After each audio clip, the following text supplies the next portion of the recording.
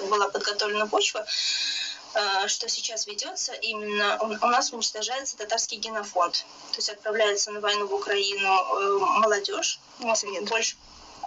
больше, да, и, естественно, репродуктивные процесс, он естественным образом там останавливается, неестественным образом, принудительно. Потому что если каждого спросить, кого бы мобилизовали, хочешь ли ты пойти на войну, чтобы тебя убили, он скажет нет. Но он должен, потому что его посадят, потому что он запуган и так далее. Хотя я считаю, что нужно делать максимально все, чтобы не участвовать в преступной войне этой имперской России, которая использует нас, не русских народов, в своих целях. Она делала это всегда.